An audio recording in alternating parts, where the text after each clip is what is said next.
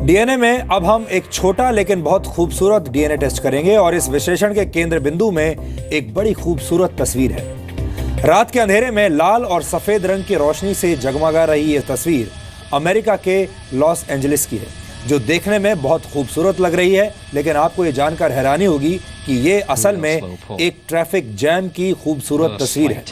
अब आप सोच रहे होंगे कि ट्रैफिक जैम की तस्वीर इतनी भव्य और सुंदर कैसे हो सकती है। तो आपको बता दूं कि इसमें सामने से आती हुई गाड़ियों की हेडलाइट से सफेद रोशनी निकल रही है और दूसरी तरफ से वापस जाती गाड़ियों की टेल लाइट से लाल रंग की रोशनी निकल रही है। इसे अमेरिका में लगा दुनिया का सबसे बड़ा लेकिन खूबसूरत ट्रैफिक जैम कहा जा रहा है और इसकी वजह है अमेरिका में मनाया जाने वाला थैंक्स गिविंग डे। अमेरिका में हर साल नवंबर के चौथे गुरुवार को थैंक्स गिविंग डे के रूप में मनाया जाता है। इस दिन लोग अपनी समृद्धि के लिए भगवान को धन्यवाद देते हैं। इस दिन की सबसे खास बात यह है कि इसके बाद से अमेरिका में छुट्टियों का सीजन शुरू हो जाता है और ये दिन फसलों की कटाई से भी जुड़ा हुआ है। थैंक्स गिविंग डे के मौके पर लॉस एंजलिस के 405 मोटरवे यानी 405 मोटरवे पर लाखों की संख्या में लोग सड़कों पर उतरे, जिसका नतीजा ये हुआ कि इस हाईवे पर कई किलोमीटर लंबा जैम लग गया। ध्यान देने वाली बात यह है कि भले ही लाखों लोग इस जैम में अपनी रेंगती हुई कारों में फंसे रहे, लेकिन जब टीवी चैनल्स ने हेलीकॉप्टर के जरिए इस ट्रैफिक जैम की तस्वीरें रिकॉर्ड की तो ये पूरी दुनिया में ट्रेंड करने लगी। लोगों ने सोशल मीडिया पर यह तक लिखना शुरू कर दिया कि इस हाईवे को 405 इसलिए कहा जाता है क्योंकि यहां से निकलने के लिए आपको कम से कम 4 से 5 घंटों का इंतजार करना पड़ता है।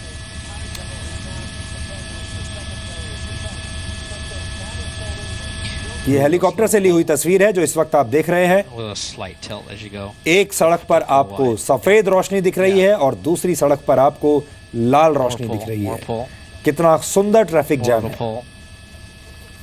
थैंक्स गिविंग डे के मौके पर आज मैं भी डीएनए के सभी दर्शकों को थैंक यू कहना चाहूंगा और आपसे यह भी अपील करूंगा कि अगर आप अपने किसी दोस्त या करीबी व्यक्ति को शुक्रिया कहना चाहते हैं तो देर मत लगाइए। जो लोग आपके लिए मायने रखते हैं उन्हें शुक्रिया कहने में देर नहीं लगानी चाहिए।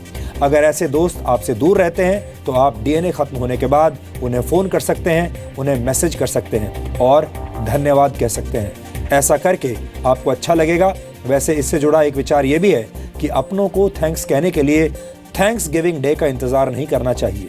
अब हर रोज़ हर हफ्ते ऐसे लोगों को आप थैंक्स कह सकते हैं और जैसा कि मैंने पहले कहा, हम भी लगभग हर रोज़ आपको धन्यवाद देते हैं आपके समर्थन के लिए, आपके प्यार के लिए और जो भरोसा आप हम पर करते हैं उसके लिए। और अब आपको आज के इतिहास के बारे में बताते हैं। 1859 में आज ही के दिन ब्रिटिश वैज्ञानिक चार्ल्स डार्विन ने इवोल्यूशन थ्योरी यानी किसी भी जीव के विकसित होने की पूरी प्रक्रिया के बारे में अपना शोध दुनिया के सामने रखा था। इस शोध को उन्होंने on the origin of species नाम से प्रकाशित किया था। इसे इवोल्यूशनरी बायोलॉजी की आधारशिला माना जाता है। डार्विन की इस थ्योरी के जरिए दुनिया को यह पता चला था कि जीवों के शरीर में वातावरण और परिस्थितियों के आधार पर काम करने के लिए धीरे धीरे परिवर्तन होता रहता है। आज सिखों के 9वें गुरु तेग बहादुर जी का शहीदी दिवस है। गुरु तेग बहादुर सन 1675 में मुगल शासक औरंगजेब के आदेश के कारण शहीद हुए थे। जिस जगह उन्होंने अपने जीवन का बलिदान दिया था वो दिल्ली के चांदनी चौक में है और उसे गुरुद्वारा सीसगंज साहिब के नाम से जाना जाता है। गुरु तेग बहादुर जी को हिंद दी चादर यानी हिंदुस्तान का रक्षक भी कहा जाता है। डिप्टी कमिश्नर ऑफ पुलिस बनने वाले पहले भारतीय कवसजी जमशेद जी पेटिगरा का आज 1877 में जन्म हुआ था। 1928 में उन्हें मुंबई पुलिस का डिप्टी कमिश्नर ऑफ पुलिस नियुक्त किया गया था। कवसजी जमशेद जी का इंटेलिजेंस नेटवर्क बेहद मजबूत था और उन्हें क्राइम ब्रांच की जिम्मेदारी सौंपी गई थी। ब्रिटिश सरकार के वफादार होने के बावजूद भारतीय स्वतंत्रता सेनानी उनका बहुत सम्मान करते थे और खास बात यह है कि 1931 में जब महात्मा गांधी ने लंदन जाने के लिए आवेदन दिया तब उन्होंने कवसजी जमशेद जी का रेफरेंस दिया था। खान बहादुर के नाम से मशहूर कवसजी जमशेद जी को उनके योगदान के लिए ब्रिटिश सरकार ने कैसर-ए-हिंद, Imperial Service Order, Companion of the Indian Empire and King's Police Medal से सम्मानित किया था। 1971 में वॉशिंगटन में अपना नाम डैन कूपर बताने वाले एक अपहरणकर्ता ने नॉर्थ वेस्ट ओरिएंट एयरलाइंस के विमान का अपहरण कर लिया था। इसके बाद डैन कूपर 2 लाख अमेरिकी डॉलर्स की फिरौती लेकर पैराशूट के जरिए इसी हवाई जहाज से कूद गया था।